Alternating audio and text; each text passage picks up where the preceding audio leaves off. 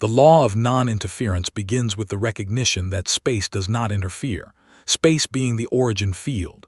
It animates all light, all bodies, and all cycles. Because space is the architect, it does not correct, persuade, force, rescue, accelerate, or intervene. Interference belongs to the self. Non-interference belongs to law. Space allows every cycle to complete itself and has no agenda, no preference, and no fear of outcomes. This leads to the second law.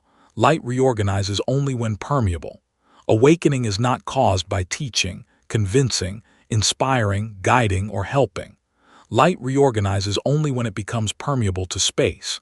If the human is not permeable, no teaching lands, no clarity stabilizes, and no awakening occurs. Interference fails because you cannot reorganize light that cannot receive space. The third law states that interference collapses your field. When you try to change someone, you leave your own field and enter theirs. You take on their density, animate their distortion, and lose spatial authority.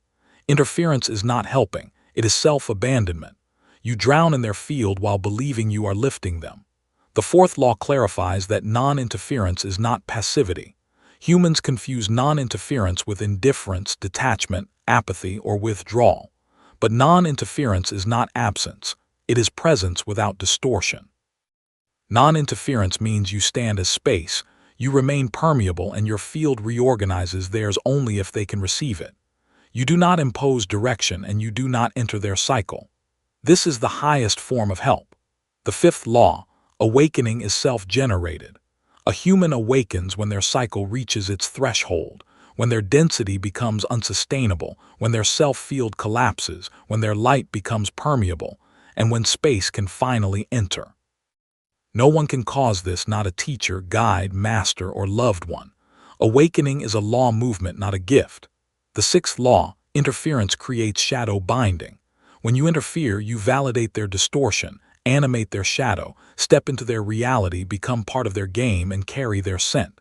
Trying to wake someone pulls you into the very density you hope to dissolve. The seventh law, non-interference, restores spatial sovereignty. When you stop interfering, your field stabilizes, your charge increases, your clarity sharpens, your presence becomes medicinal, and your movement becomes law-aligned. You become the remedy because you stop trying to be the cause. You help most when you stop trying to help. You awaken others most when you stop trying to wake them. Non-interference is not withdrawal. It is alignment with origin, with space.